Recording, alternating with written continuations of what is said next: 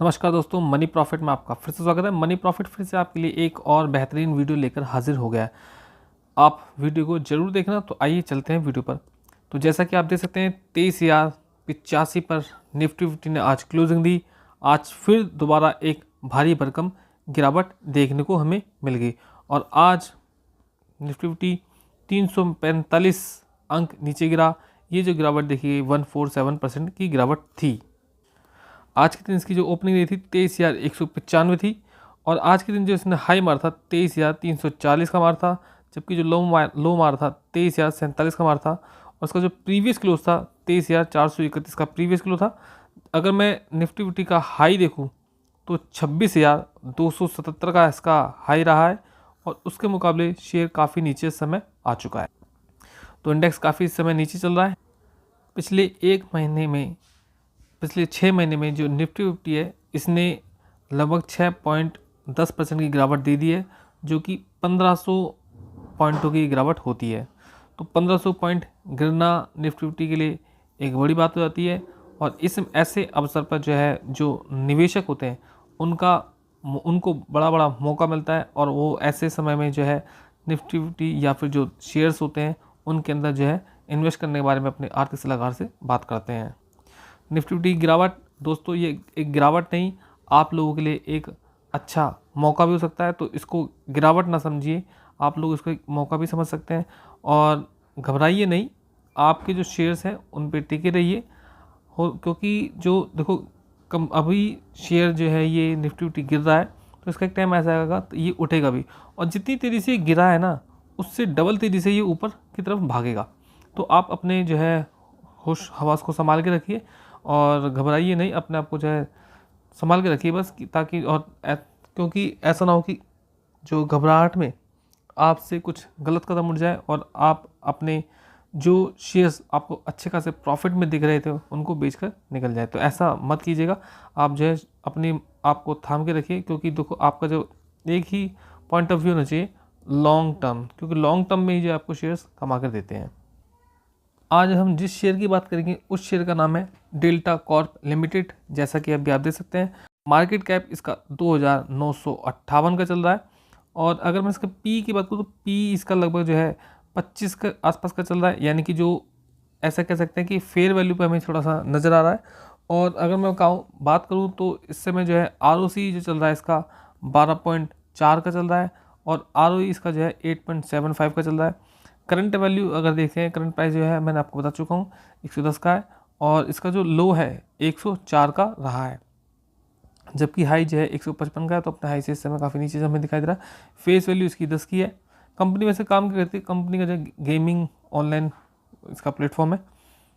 Company का price आप देख सकते हैं कि तेज़ी से नीचे गिरा है और इस समय जो कंपनी का जो प्राइस है अपने 50 दिन के और 200 दिन के DMA से इस समय काफ़ी नीचे हमें गिरता हुआ दिखाई दे रहा है। हालांकि इस समय इसके अंदर काफ़ी वॉल्यूम उठाए गए हैं। कंपनी ने अपने डेप्ट को कम किया है, लगभग डेट फ्री कंपनी हो चुकी है। Stock is trading 1.16 times it's book value. तो बुक वैल्यू से केवल 1.16% की तेज़ी से इसके अंदर हमें दिखाई दे रही है अपने बुक वैल्यू से। हालांकि कंपनी का अभी कोई पीयर नहीं दिखाई दे रहा है।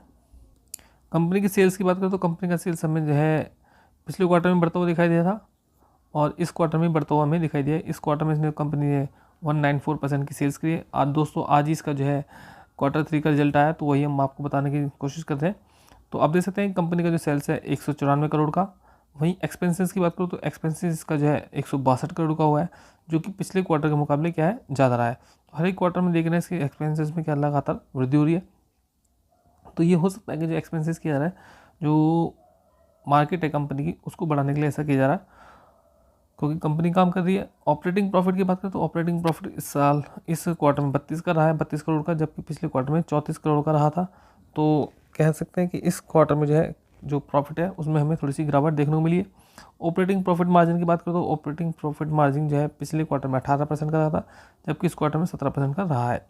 अगर मैं बात करूँ प्रॉफिट बिफोर टैक्स की तो आप देख सकते हैं प्रॉफिट बिफोर टैक्स में 29 करोड़ का है दिसंबर क्वार्टर में, जबकि सितंबर क्वार्टर में 38 करोड़ का था, यानी कि गिरावट आई है।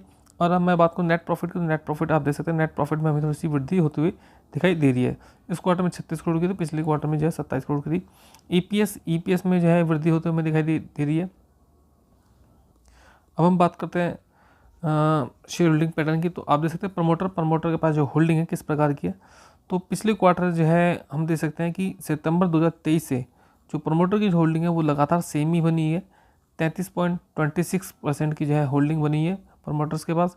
जबकि एफआईआई के पास देखें तो एफआईआई के पास जो है होल्डिंग सितंबर क्वार्टर में 2023 में 5.06 थी, तो वहाँ से पहले गिराया और फिर उसके बाद उठाया, फिर गिराया और अब भी गिरावट में है।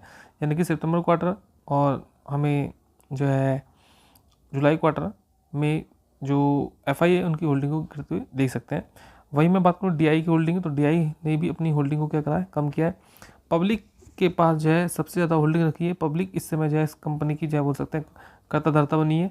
प्रमोटर से ज़्यादा होल्डिंग जो है इस समय पब्लिक के पास रखी है। अब हम चार्ट पैटर्न के आधार पर बात करते हैं डेल्टा कॉर्प पे। तो देख सकते हैं कि डेल्टा कॉर्प आपने देखा पिछले दिन, कल के दिन जो है बहुत तेज़ी इसके अंदर हमें दिखाई दी। काफ़ी बड़ी मात्रा में जो है इसमें जो है शेयर्स को उठाया गया था पिछले कुछ दिनों में, और आज हम देख सकते हैं कि कंपनी में जो है गिरावट का माहौल बना, क्योंकि जो माल उठाया गया तो कुछ माल आज के दिन डंप भी किया गया, यानी कि बेचा गया। अगर मैं कंपनी के बारे में और बात करूं, कंपनी के बारे में अगर हम अभी बात करें तो आप देख सकते हैं कंपनी अपनी 5 दिन के और 10 दिन के डीएमए के जो है से ऊपर चल रही है, और जो इसका जो 15 दिन का जो डीएमए है कंपनी का, इसका शेयर्स का, तो उसके पास हमें इस समय कंपनी हमें दिखाई दे रही है।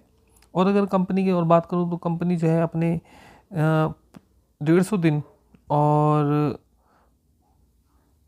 200 दिन के डीएमए से इस समय कंपनी जो है हमें नीचे दिखाई दे रही है। कंपनी अपने 100 दिन के डीएमए से भी हमें इस समय नीचे दिखाई दे रही है। और कंपनी के बारे में बात कर, देखो कंपनी का जो आरएसआई चल रहा है इस समय जो है 42-32 के आसपास इस समय इसका जो है आरएसआई चल रहा है। तो यानी कि कह सकते हैं ना तो कंपनी का जो आरएसआई है इस समय ओवरबोट जोन में और ना ही जो है अभी ओवरसोल्ड जोन में। तो कंपनी का जो अभी आरएसआई चल रहा है वो फेयर चल रहा है।